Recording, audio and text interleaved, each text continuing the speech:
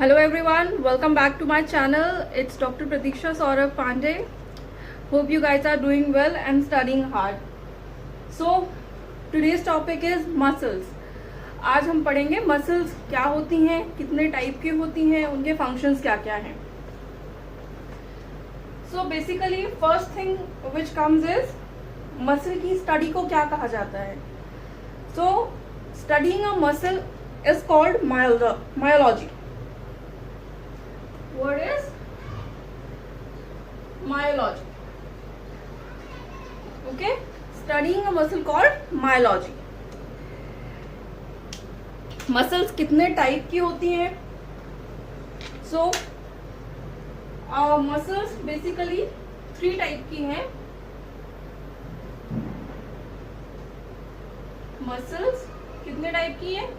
अच्छा, basic thing, muscle is a contractile tissue of your body.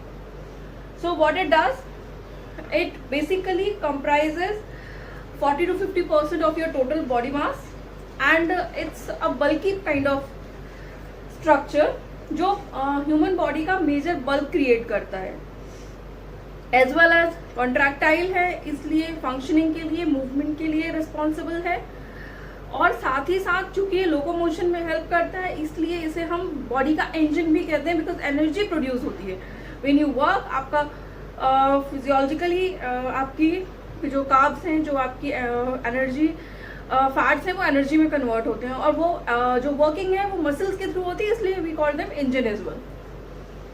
सो क्या बोलते हैं, also known as engines of your body.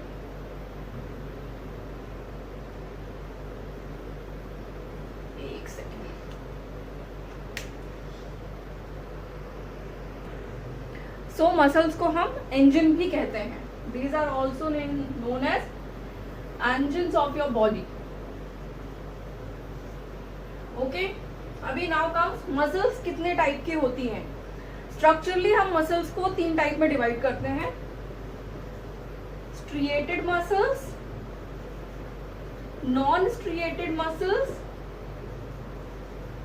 And last is cardiac muscles. अभी muscle तो muscle है, इसमें डिफरेंस क्या है. फर्स्ट आता है स्ट्रिएटेड मसल. हम इंडिविजुअली मसल्स के बारे में पढ़ेंगे, because striated muscle also known as skeletal और voluntary muscle, these are very important. So इनका बेसिक जो स्ट्रक्चर है अभी पढ़ते हैं हम. स्ट्रिएटेड मसल्स क्या हैं.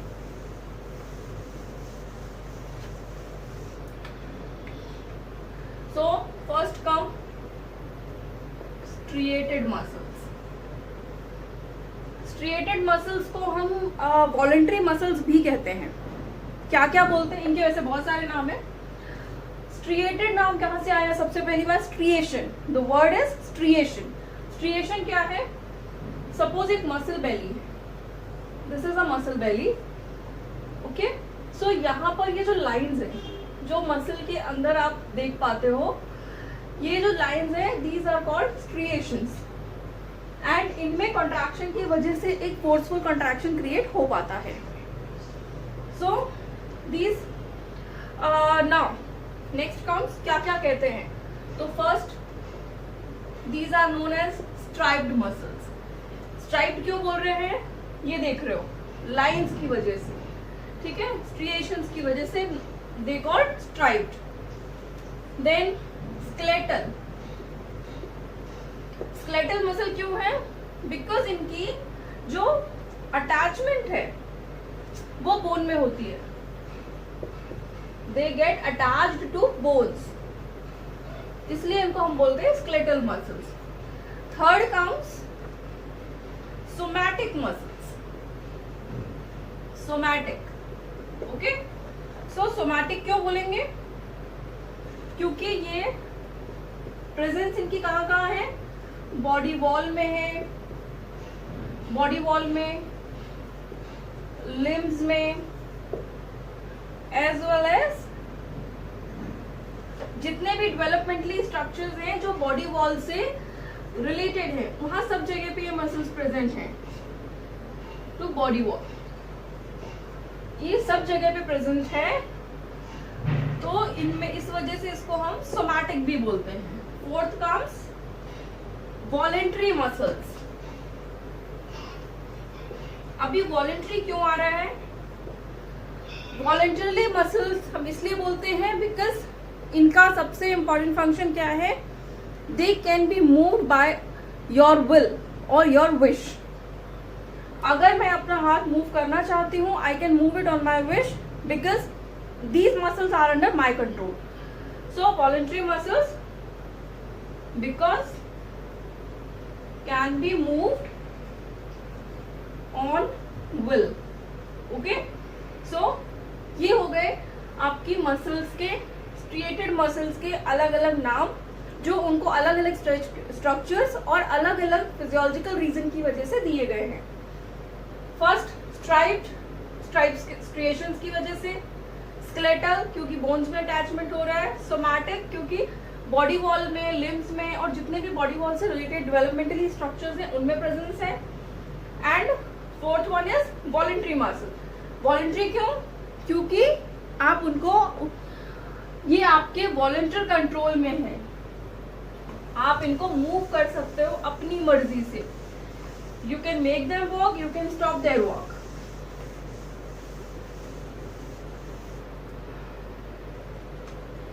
अभी एक नॉर्मल स्केलेटल मसल का स्ट्रक्चर अगर हम पढ़ते हैं, इसमें क्या क्या है? ये एंड्स हैं, दीज आर एंड्स, ये दोनों साइड पे एंड्स हैं। ये क्या है? फ्लैशी बेली। ये जो बेली है, this is basically your contractile part. ये कॉन्ट्रैक्ट और रिलैक्स होती है जिसकी वजह से मूवमेंट क्रिएट होती है। जो एंड्स हैं, ये यूजुअली, बेली जो है वो कॉन्ट्रैक्टाइल है और जो एंड्स होते हैं वो यूजुअली नॉन कॉन्ट्रैक्टाइल है, मतलब यहाँ पे कोई कॉन्ट्रैक्शन नहीं होता है एंड्स में। अभी एंड्स को जब भी कोई, ये मसल का एंड एक कॉर्ड लाइक एंड है, व्हेनेवर इट्स कॉर्ड लाइक तो हम इसे बोलते हैं टेंडन, और whenever this end is flat, ये फ्लैट एंड है तो इसे हम बोलते हैं aponeurosis. When it's flat so we called it aponeurosis. Okay, so normal muscle structure में 3 पार्ट हो गए, 2 एंड्स हैं, बीच में मसल बेली है, जो फ्लैशी मसल बेली है that's a contractile tissue, and जो एंड्स हैं वो यूजुअली नॉन कॉन्ट्रैक्टाइल होते हैं। उसके साथ साथ एंड्स को हम क्या कहते हैं? If it's a cord like then we'll call it tendon, and if it's flat, एक रफ फ्लैट सरफेस है, so we'll call it aponeurosis.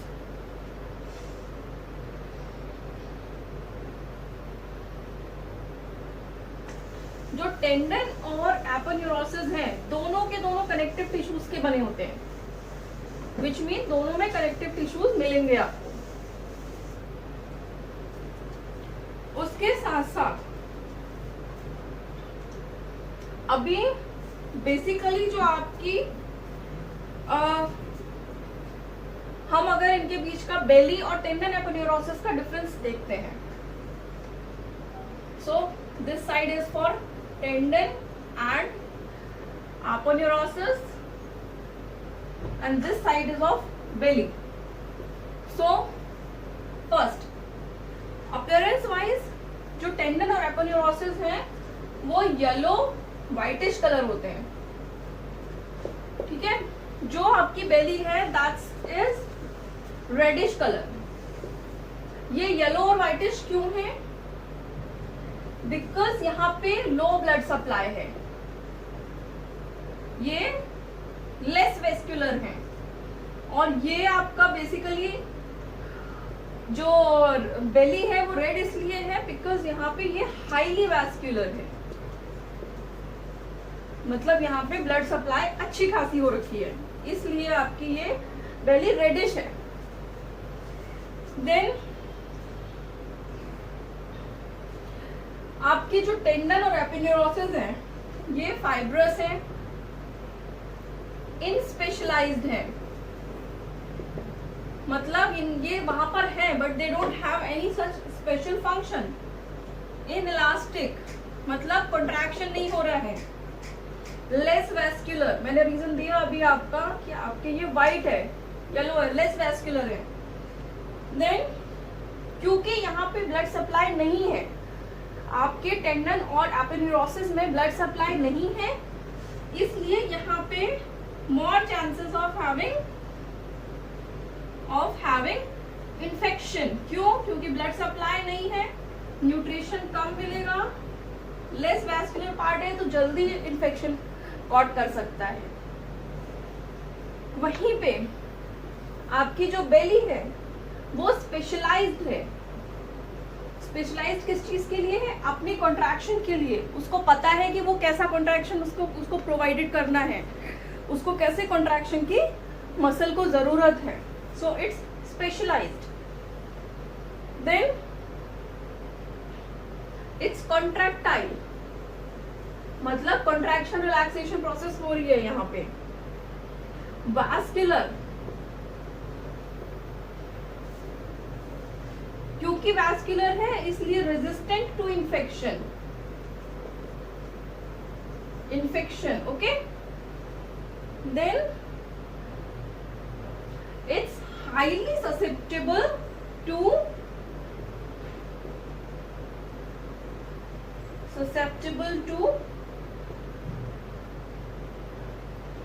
Pressure and friction. मतलब आप जब प्रेशर दोगे मसल पे it will react back, highly susceptible है, उसके against में इट विल रिएक्ट। फ्रिक्शन होगा तो it will react. So basically आपकी एपिन्यूरोसिस, टेंडन एपिन्यूरोसिस एंड बेली के बीच में डिफरेंस क्या है? टेंडन येलो व्हाइट कलर का होता है, बेली रेडिश कलर की है। आपका टेंडन और एपिन्यूरोसिस में लो वेस्कुलर है या लो ब्लड सप्लाई है, यहाँ हाईली वेस्कुलर है, हाई ब्लड सप्लाई है। टेंडन और एपिन्यूरोसिस फाइब्रस होते हैं, ये इन स्पेशलाइज्ड होते हैं, इन इलास्टिक होते हैं, लेस वेस्कुलर है और इन्फेक्शन कॉट करने के चांसेस ज्यादा है। वहीं पे बेली स्पेशलाइज्ड है, कॉन्ट्रैक्टाइल पार्ट है, वैस्कुलर है, इन्फेक्शन के लिए रेजिस्टेंट है और आपके प्रेशर और फ्रिक्शन के लिए हाईली ससेप्टेबल है। अभी next comes structure of a striated muscle, मतलब एक स्ट्रिएटेड मसल कैसे बनती है।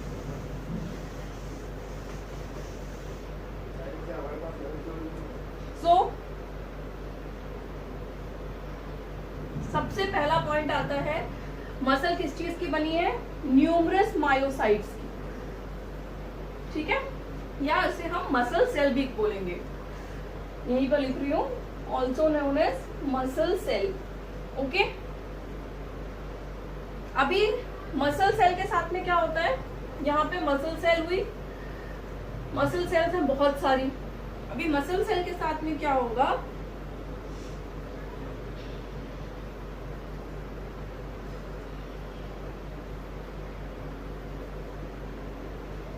अभी इसमें cylindrical shape elongated multinucleated cell होंगी। तो it's basically an multinucleated cell which is of cylindrical shape. ठीक है, उसके बाद क्या आएगा? अभी यहाँ पे आ जाता है सार्कोलेमा, जिसके अंदर क्या मिलेगा? Which encloses sarcoplasm.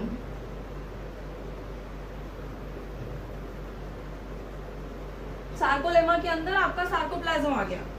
अभी बहुत सारे सार्कोप्लाज्म जो हैं एक कनेक्टिव टिश्यू से आपका जो सार्कोप्लाज्म का पूरा एरिया है और मसल फाइबर का एरिया है वो कवर्ड होता है, उसको हम बोलते हैं एंडोमाइसियम। अभी जितने भी बंच बनेगा जो बहुत, जिसके अंदर बहुत सारे एंडोमाइसियम वाले बंच होंगे, उसको हम बोलते हैं पेरीमाइसियम। पेरीमाइसियम आ गया, ठीक है। और अब क्या होगा, पेरीमाइसियम के अंदर जितने भी टिश्यूज हैं जो बहुत सारे एनक्लोज हो रखे हैं, वो एक सिंगल मसल फेसाइकल बनाएंगे। सो दिल बहुत सारे टिश्यूज इकट्ठे होके क्या बनाएंगे, मसल फेसाइकल, ठीक है। और उसके आगे क्या होता है, बहुत सारे मसल फेसाइकल्स मिलके एक मसल बनाते हैं, ठीक है। और उसके बाद में पूरी मसल के बाहर एक अनदर शीट ऑफ लेयर होती है जिसे हम बोलते हैं एपीमाइसियम। सो बेसिकली क्या हुआ, मायोसाइट है या मसल सेल है। मसल सेल कैसी होती है, मल्टी न्यूक्लिएटेड होती है, सिलेंड्रिकल शेप होती है, जिसमें क्रॉस स्ट्रिएशंस हैं, विद क्रॉस स्ट्रिएशंस। उसके बाद में जब क्रॉस स्ट्रिएशन वाली मसल सेल के ऊपर कौन सी लेयर आ गई, सार्कोप्लाज्म आ गया। सार्कोप्लाज्म के ऊपर की कवरिंग को क्या बोला, सार्कोलेमा। उसके जब यहाँ पे सार्कोलेमा के ऊपर एक कवरिंग आई, उसको हमने बोला एंडोमाइसियम। अभी क्या हो रहा है, एंडोमाइसियम जो है वो कनेक्टिव टिश्यू का बना है, और इस कनेक्टिव टिश्यू की बहुत सारी जब लेयर के एक ऊपर एक और कवरिंग आ गई, उसको हमने बोला पेरीमाइसियम। बहुत सारे पेरीमाइसियम वाले फाइबर मिलके बनाएंगे मसल फेसाइकल। जो मसल फेसाइकल्स है, उस ऐसे एक नहीं, बहुत सारे मसल फेसाइकल्स मिलके बनाएंगे मसल, और मसल के बाहर की एक कवरिंग हो गई, जिसको फाइनली हमने बोला एपीमाइसियम। ओके, एक डायग्राम के पॉइंट से समझाती हूँ।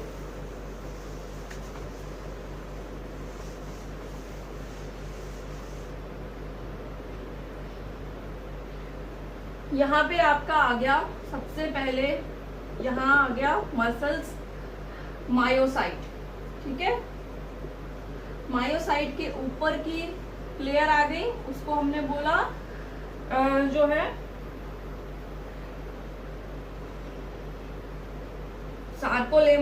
सार्कोलेमा, ठीक है। अभी यहाँ पे ऐसे बहुत सारे सार्कोलेमा वाले पॉइंट टिश्यूज इकट्ठे हो गए सब जगह, ठीक है। यहाँ पे फाइबर है, कनेक्टिव टिश्यूज है, इसके ऊपर की एक कवरिंग बनी, जिसको हमने कहा एंडोमाइसियम।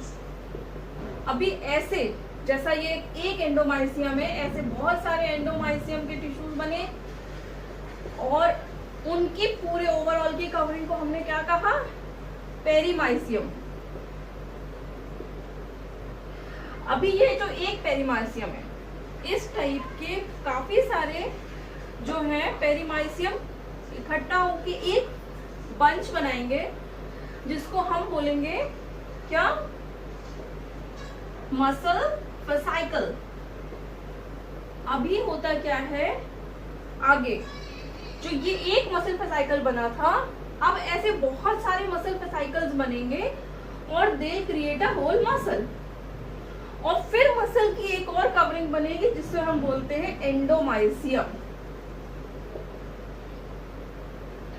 ठीक है। So this is how a muscle get form. अभी अगर, क्योंकि पहले जो बताया आपको कि जो मायोसाइट है वो बेसिकली मसल सेल है, वो सिलेंड्रिकल शेप है, तो उसके बारे में भी एक बार समझ लो। This is a cylindrical shape muscle. अभी क्या हो रहा है, यहाँ पे बहुत सारे ऐसे मल्टी न्यूक्लिएटेड सेल्स हैं, ठीक है। अभी यहाँ क्या हो रहा है, यहाँ पे ये जो सेल है, यहाँ पर क्या है, सार्कोप्लाज्म है। सार्कोप्लाज्म जहाँ पे, जिसके अंदर बहुत सारे मायोफाइब्रिल्स हैं। मायोफाइब्रिल के ये सार्कोप्लाज्म था, इसके ऊपर की जो एक लेयर ये है, इसको हमने बोला सार्कोलेमा। सार्कोलेमा के ऊपर क्या आया, एंडोमाइसियम, उसके ऊपर पेरीमाइसियम और उसके ऊपर एपिमाइसियम। इस तरीके से एक मसल बनी। ठीक है, so this is how a striated muscle get form. Remember, ये स्ट्रिएटेड मसल का स्ट्रक्चर है, कॉन्ट्रैक्टाइल वाली मसल का स्ट्रक्चर थे। अभी next comes non striated muscles. Non striated muscles का सबसे बड़ी बात यह है कि इनको हम इनवॉलेंट्री मसल्स भी कहते हैं, और इसके अदर नेम्स क्या क्या हैं? Smooth muscles. स्मूथ क्यों? क्योंकि स्ट्रिएशंस नहीं है, absence of striations. Striations muscle को स्ट्रेंथ प्रोवाइड कराते हैं as well as contraction form करते हैं। सो स्मूथ मसल्स इसलिए बोल रहे हैं क्योंकि इनमें स्ट्रिएशंस नहीं है। Then visceral muscles, also known as visceral muscles. क्यों? क्योंकि आपके विसरल ऑर्गन्स में होते हैं ये, इसलिए इनको हम विसरल मसल्स भी कहते हैं। Then involuntary muscles. इनवॉलेंट्री क्यों? Because these are not under your voluntary control. आप इन मसल्स को अपनी विश पे मूव नहीं कर सकते हो। एग्जाम्पल क्या क्या है? बेसिकली आपके इंटरनल स्टमक के organs, intestine, urinary bladder and walls of blood vessels, ये इसके एग्जाम्पल्स हैं। क्या क्या है? इसको रब करके लिखती हूँ। एग्जाम्पल्स हैं, किन किन मसल्स को हम बोल रहे हैं? फर्स्ट,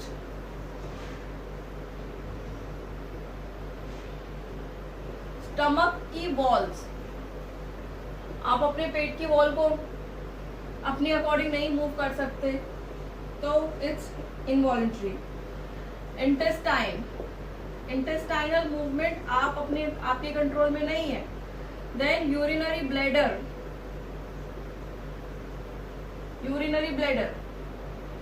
ठीक है।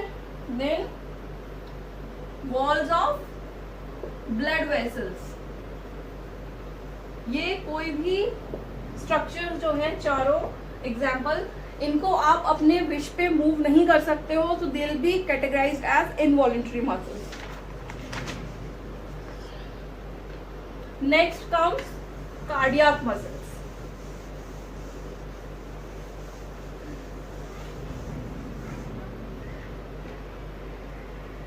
थर्ड टाइप है कार्डियक मसल्स। सो ये बेसिकली कार्डियक मसल जो है आपकी, these are exclusive muscle which are only present in the chambers of your heart. मतलब हार्ट के चारों चैम्बर्स में जो मसल्स प्रोवाइडेड हैं उनको हम बोलते हैं कार्डियक मसल्स। अभी there is one question which arises कि हार्ट जो है, बेसिकली आपका हार्ट भी तो एक विसरा है या ये एक ऑर्गन है। तो ऑर्गन की मसल्स को जब हमने नॉन वॉलेंट्री मसल्स में रखा है, हार्ट की मसल्स को हम कंट्रोल नहीं कर सकते हैं, वो भी हमारे वश में नहीं है। तो if we can not control these muscles, तो इनको अलग से कैटेगराइज करने की जरूरत क्या है? Why to categorize them individually? फिर तो वॉलेंट्री नॉन वॉलेंट्री दो मसल्स टाइप सफिशिएंट थे। बट कार्डियक मसल्स के डिफरेंशिएशन की वजह जो है वो ये है, बिकॉज इनकी एक पिक्युलैरिटी है। पिक्युलैरिटी क्या है? इनमें स्केलेटल मसल्स की तरह स्ट्रिएशंस हैं। मतलब स्केलेटल मसल्स वाले स्ट्रिएशंस तो प्रेजेंट हैं, बट ये नॉन वॉलेंट्री है या इनवॉलेंट्री है। नॉन वॉलेंट्री है या इनवॉलेंट्री है, मतलब इनमें स्ट्रिएशन है, स्ट्रक्चर इनका आपकी वॉलेंट्री मसल वाला है, स्ट्रिएटेड मसल वाला है, पर एक्शन नॉन वॉलेंट्री मसल वाला है। सो इसलिए इन मसल्स को अलग से हम कहते हैं cardiac muscles. So this was all about muscles, कितने टाइप की होती हैं, देन उसके अलावा उनकी स्पेशलिटी क्या क्या है। So next we'll study types of skeletal muscles. Skeletal muscles कितने टाइप के होते हैं, बट वो हम नेक्स्ट लेक्चर में पढ़ेंगे। So hope you guys have understood till now, जितना भी है उतना आपको शायद समझ आ गया होगा। So have a good day, bye bye, take care and study hard.